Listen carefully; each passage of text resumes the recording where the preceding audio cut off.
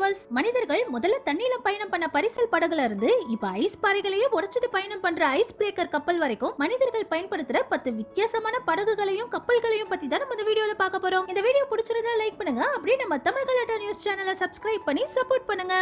நம்ம முதல்ல பார்க்க போறது கோரக்கல். மனிதர்கள் முதல்ல இந்த பரிசல் படகுகள்ல தான் தண்ணில டிராவல் பண்ண ஆரம்பிச்சிருக்காங்க. ஆரம்பத்துல இது ஒரு ஆள் மட்டுமே டிராவல் பண்ற பரிசலா தான் இருந்திருக்கு. இதுக்கு அடுத்ததா ப்ரோன்னு சொல்லப்படுற பாய்மர படகுகளை பயன்படுத்தி இருக்காங்க. இதே படகுல சைடுல 2 துடுப்பு கட்டைகளை வச்சு ஐஸ் லேக்குகள்லயும் பயணம் பண்ணிருக்காங்க. காத்து எந்த அளவுக்கு வேகமா அடிக்குதோ அந்த அளவுக்கு இந்த பாய்மர கப்பல்கள் வேகமா போகும். ஸ்ரீலங்கால வாழ்ந்த மக்கள் தோனின்னு சொல்ற இந்த மர போட்டுகளை மீன் பிடிக்கிறதுக்காக பயன்படுத்தி இருக்காங்க. இதுக்கு அடுத்ததா மாவாய் மக்கள் ஒக்கட்டவான்னு சொல்லப்படுற இந்த ஸ்பீட் போட்டுகளை அவங்களுடைய பலத்தை காட்டுறதுக்காக பயன்படுத்தி இருக்காங்க. இத எந்த அளவுக்கு வேகமா ஓட்டுறாங்களோ அந்த அளவுக்கு இவங்க பவர்ஃபுல்லான ஆளுங்களா ஃபீல் பண்றாங்க. இதுக்கு அடுத்ததா கேரளா மக்கள் கெட்டுவல்லம்ங்கிற இந்த போட்டுகளை பயன்படுத்தி இருக்காங்க. இப்ப உலகம் முழுக்க போட் ஹவுஸ்னு சொல்ற இந்த போட்டுகளை கேரளால தான் முதல்ல உருவாக்கி இருக்காங்க. இதுக்கு அடுத்ததா 2ஆம் உலக போர் டைம்ல ராணுவ வீரர்களுக்காக தரையிலையும் தண்ணீரையும் போற இந்த டக் போட்டை உருவாக்கி இருக்காங்க. இந்த போட்டை முதல்ல ராணுவ வீரர்களுக்காக உருவாக்கி இருந்தாலும் இப்ப சுற்றுலா தலங்கள்ல தான் இந்த போட்டை அதிகமா பயன்படுத்துறாங்க. இதுக்கு அடுத்ததா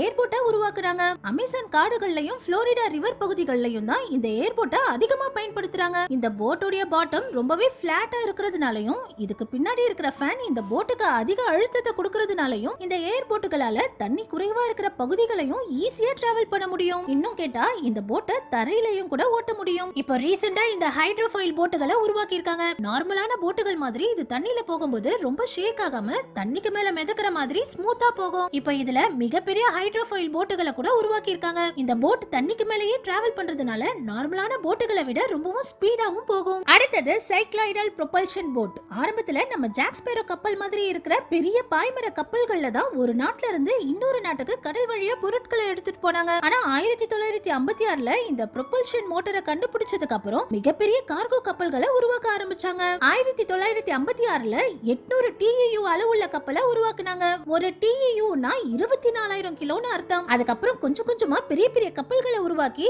இப்ப இந்த ஈயோ அலர்ட்ங்கிற இந்த கண்டெய்னர் கப்பல் 24,000 TEU வெயிட்ட கூட இழுத்துட்டு போற மாதிரி உருவாக்கி இருக்காங்க. இப்ப வரைக்கும் உருவாக்கின கண்டெய்னர் கப்பல்கள்லயே இதுதான் மிகப்பெரிய கண்டெய்னர் கப்பல். அடுத்தது கேரியர் ஷிப். முதல்ல உருவாக்கின கார்கோ கப்பல்கள் எல்லாம் ஓபன்டா தான் இருந்துச்சு. ஆனா இந்த மாதிரி ஓபனா இருக்கிற கார்கோ கப்பல்கள்ல பெரிய பெரிய அலைகள் அடிக்கும் போது நிறைய விபத்துகள் நடந்ததுனாலையும் கார்கள் போன்ற பொருட்களை கண்டெய்னருக்குள்ள ஏத்துறதுக்கு நிறைய வேலையாட்களும் அதிகமான நேரம் தேவைப்பட்டதுனாலையும் இந்த மாதிரி க்ளோசிங் டைப் கார்கோ கப்பல்களை உருவாக்க ஆரம்பிச்சாங்க. இந்த கப்பலுக்குள்ள வெஹிக்கிள்களை இப்படி ஈஸியா நிப்பாட்டி வச்சுக்கலாம். இந்த மாதிரி க்ளோசிங் கேரியர் கப்பல்கள்ல ஹோக் அரோராங்கிற இந்த கப்பல் தான் மிகப்பெரிய கேரியர் கப்பல். இந்த ஒரு கப்பலுக்குள்ள 9100 கார்களை ஒரே டைம்ல ஏத்திட்டு போக முடியும். அடுத்தது ocean bird ship. Old is கோல்ட்னு சொல்ற மாதிரி பழைய பாய்மர கப்பலுடைய மெத்தடையை பயன்படுத்தி இப்ப இந்த விண்ட் பவர் கப்பல்களை உருவாக்கிட்டு இருக்காங்க. பெரிய கப்பல்களுக்கு ஃபியூல் தான் அதிகமான செலவு வைக்கும். எந்த அளவுக்கு அதிகமான தூரத்தை பயணம் பண்றாங்களோ அந்த அளவுக்கு இந்த கப்பலுக்கான ஃபியூல் செலவும் அதிகமாகிட்டே போகும். இதனாலதான் பழைய மெத்தடை பயன்படுத்தி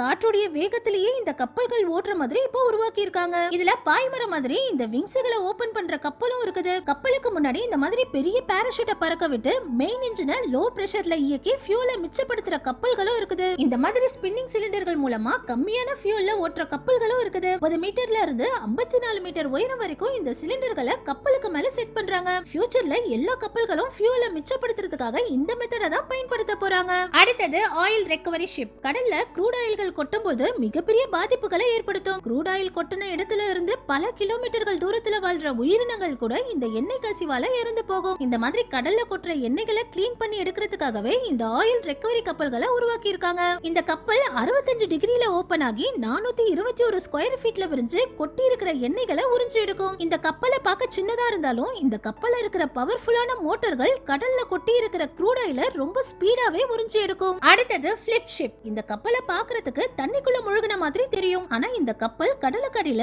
355 ஃபீட் ஆழம் வரைக்கும் போய் கடலை ஆய்வு பண்ற ஒரு கப்பல். இந்த கப்பலுடைய மாடலை பார்க்க ரொம்பவே வித்தியாசமா இருக்கும். 90 டிகிரில தண்ணிக்குள்ள முழுகி இந்த கப்பல் கடலுடைய அடிப்பகுதியை ஆய்வு பண்ணும். இதே மாதிரி பார்க்கிறதுக்கு பாதியா கட் பண்ண மாதிரி இருக்கிற இந்த கப்பல் தான் கடலுக்கடியில எந்த இடத்துல எல்லாம் ஆயிலும் கேஸும் இருக்குன்னு கண்டுபிடிக்குது. இந்த கப்பலுக்கு பின்னாடி இந்த மாதிரி நிறைய கேபிள்கள் போகும். இந்த கேபிள்கள் தான் கடலுடைய அடிப்பகுதிக்கு போய் அந்த இடத்துல கேஸோ ஆயிலோ இருக்குதான்னு ஆய்வு பண்ணி சொல்லுது. அடுத்தது ஹெவி லிஃப்ட் ஷிப். பெரிய பெரிய கப்பல்களையே லிஃப்ட் பண்ணி எடுத்துட்டு போறதுக்காக தான் இந்த லிஃப்டிங் கப்பல்களை உருவாக்கிட்டு இருக்காங்க. இதுல நிறைய வகையான லிஃப்டிங் கப்பல்கள் இருக்குது. சில கப்பல் கப்பல்கள்ல பெரிய பெரிய கிரேன்களை வச்சு வெயிட்டான பொருட்கள் எல்லாம் எடுத்துட்டு போவாங்க. இதுக்கு அடுத்ததா வேன்கார்டுங்கிற கப்பல்கள் தண்ணிக்குள்ள மூழ்கி கடல்ல நிக்கிற கப்பல்கள்ல இருந்து பெரிய பெரிய ஆயில் ரிகுகளை கூட எடுத்துட்டு போகும். இன்னும் சில கப்பல்கள் இந்த மாதிரி உயரமான தூண்களை எடுத்துட்டு போய் கடலுக்கு நடுவுல பிக்ஸ் பண்ணும். இந்த கப்பல்கள் எல்லாம் எம்டியா பார்க்க ரொம்பவே சிம்பிளா தான் இருக்கும். ஆனா இந்த லிஃப்டிங் கப்பல்கள் தான் கடல்ல மிகப்பெரிய பொருட்கள் எல்லாம் ஒரு இடத்துல இருந்து இன்னொரு இடத்துக்கு எடுத்துட்டு போகுது.